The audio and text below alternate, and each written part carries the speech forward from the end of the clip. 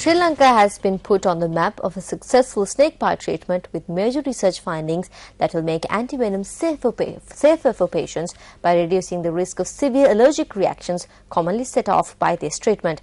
News First Zulfiq Farzan filed this report.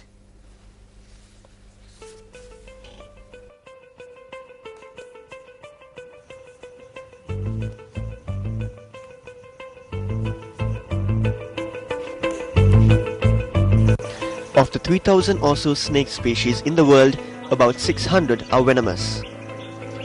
Venomous snakes, which are common in equatorial and tropical regions in the world, immobilize their prey by injecting modified saliva into the victim's tissues through their fangs.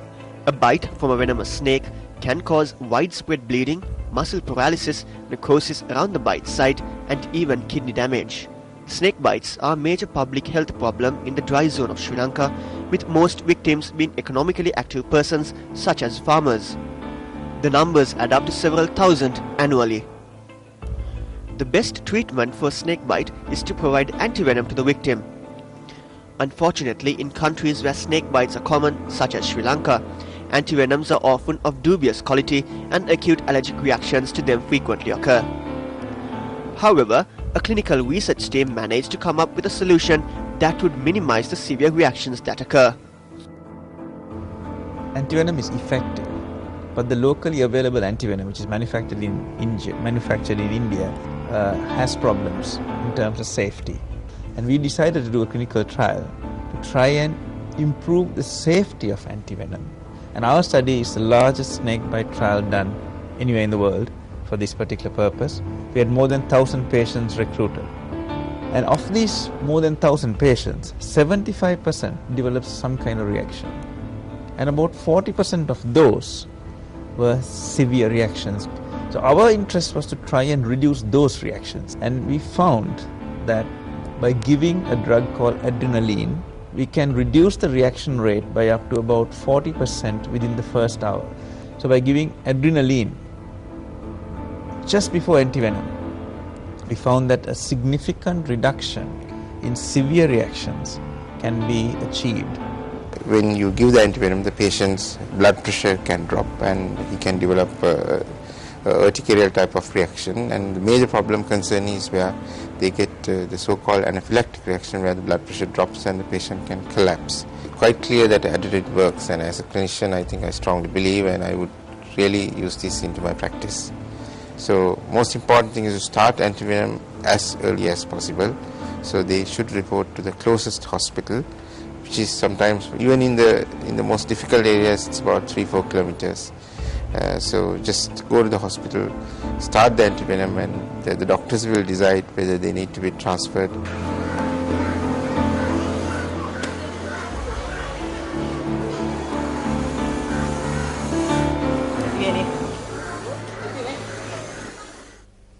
Several new units of the Vocational Training Centre in Mali Meadow of the Somali Community Development Fund were declared open yesterday.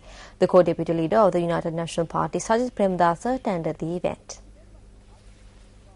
A new gymnasium, a library and a testing centre were thus declared open at the Vocational Training Centre yesterday. The initiative was sponsored by the Capital Maharaja organisation. The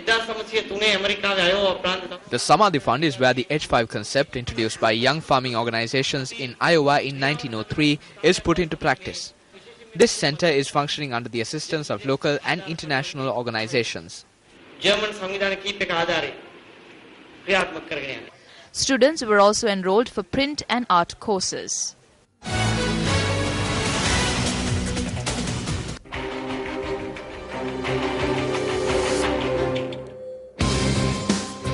Is the Libyan crisis nearing its conclusion? The NATO-led mission is on track. The pressure on Gaddafi is mounting. You can't have a productive dialogue under the umbrella of rockets and bombs. Details coming up in just a bit. Also in local news, Minister of Power and Energy Patli Champikaranavaka says that the time has come to move towards a political path that can develop the country by setting examples. The minister made this observation while attending a public meeting in the Migud area in Homagama yesterday.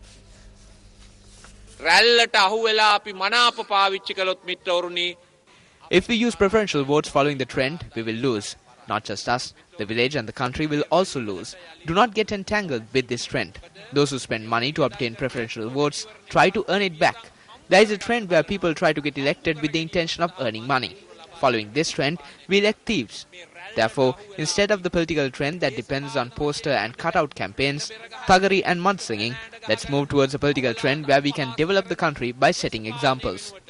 ආදර්ශයෙන් රට ගොඩනගන දේශපාලනයකට අපි යන්. The jeep in which the Tamil National Alliance parliamentarian P. Salavanabavan was travelling in met with an accident in Madhavachia early this morning. The Madhavachia police said that a security personnel had sustained injuries in the accident.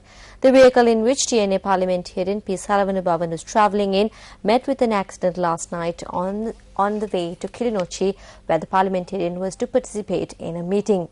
The parliamentarian stated that the accident occurred when it was attempting to avoid colliding with an oncoming vehicle. 3 persons, including the parliamentarian, had been in the jeep at the time of the incident. The security personnel who sustained injuries from the incident was admitted to the Anuradhapura Teaching Hospital.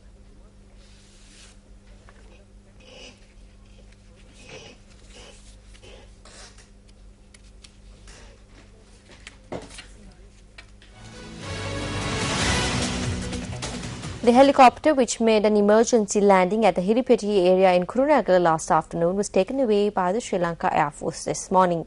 Media spokesperson of the Sri Lanka Air Force Group Captain Andrew Vijayasuriya stated that the emergency landing had been made owing to a default in the electronic system. The relevant helicopter, which was travelling with passengers on board, made an emergency landing on a plot of land belonging to the Nikadalupota Dharmashanda Piriven Vidyayatane in Hiripeti last afternoon. Air Force media spokesperson Group Captain Andrew Vijayasuriya stated that the helicopter had been rented out from the Sri Lanka Air Force. The pilot decided to make an emergency landing of the helicopter, which had been flying from Nillaveli, as it was experiencing a technical failure. Subsequently, another helicopter was dispatched to provide transportation facilities for the passengers. The Air Force engineers who arrived at the location today were able to repair the technical problem in the helicopter.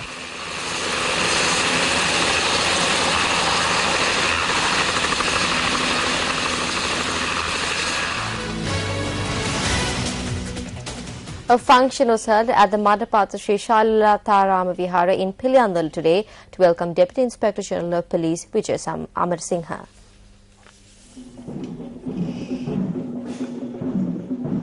Area residents and the Mahasangha were also present at the function to welcome Deputy Inspector General of Police Vijay Amar Singha.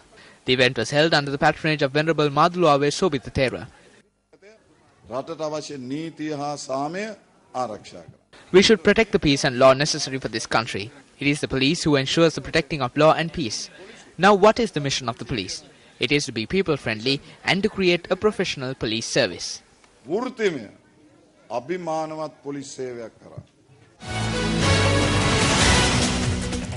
During the conflict, farmers in the north and the east had to encounter many difficulties. However, subsequent to the defeat of terrorism, farmers are now able to engage in their cultivations without any hindrance in a peaceful environment. This is the story of such a group that have been benefited from the dawn of peace.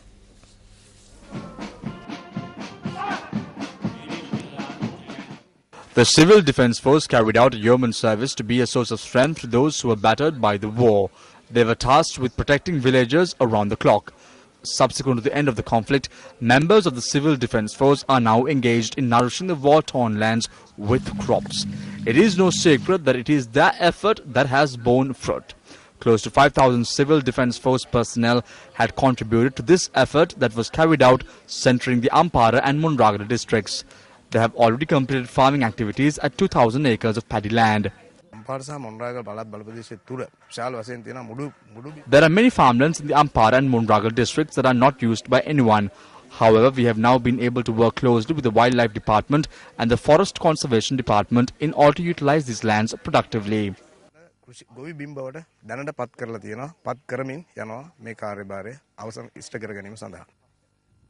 The Civil Defence Force intends to complete cultivating 5,000 acres of land in the near future.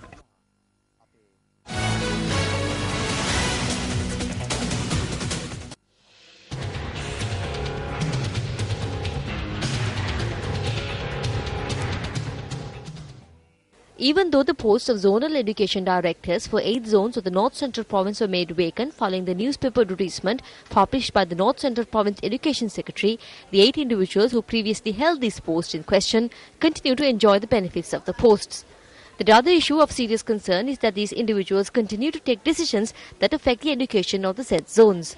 It was on the 30th of August 2009 that the Sri Lanka Human Rights Commission issues recommendations to appoint qualified individuals in a proper manner to the said 8 zonal education director posts and to the post of education director and additional education director of the North Central Province. Since these recommendations were not heeded for 17 months since this date, the Human Rights Commission on the 30th of March informed the Provincial Education Secretary to take necessary measures after taking the said recommendations as an order. Accordingly, qualified individuals were supposed to be appointed in a proper manner before the 1st June. It is in a backdrop where the Provincial Education Secretary was handling the appointment of qualified individuals to the posts in question in an improper manner from its inception that the Human Rights Commission became lenient enough to extend the deadline in another 2 weeks. There seems to be no end to the improper approaches taken by the Provincial Education Secretary with regard to this issue. The Education Secretary in question, who published a second newspaper advertisement on the 20th of April that contradicts the first newspaper advertisement published by him 4 days ago, published 2 more newspaper advertisements within the 19 days that followed, calling applications for the said 10 posts. What the Education Secretary, who called applications from 4 newspaper advertisements, should have done was forward these applications to the Public Service Commission in the province. However, he has so far sent only 3 applications to the Commission. The Provincial Public Service Commission was efficient enough to appoint a qualified individual to the post of Provincial Education Director after holding interviews 1 week after receiving the applications. According to this letter sent by the Education Secretary to the Provincial Public Service Commission on the 29th of June, the number of applications which is not sent to the Commission and are currently in the possession of the Education Secretary is 20. It is the Provincial Public Service Commission and the Governor of the province who has the authority to select 8 suitable candidates from these 20 applicants and fill the vacant posts. Hindering this authority, the Education Secretary has taken hold of the personal files of these 20 applicants through this letter. Attempts made by Action TV yesterday and today to question the Education Secretary with what intention that he is taking these measures proved futile. The President's media recently stated that the Secretary to the President, addressing a meeting held under the auspices of the President, had pointed out issues that have cropped up due to the attitudinal weaknesses in the public sector. Should measures be taken to find out whether it is due to attitudinal weaknesses that qualified individuals are not being appointed to 9 responsible administrative positions of the North Central Province Education Department in a proper manner for the past 2 years? Secretary to the President, this is over to you.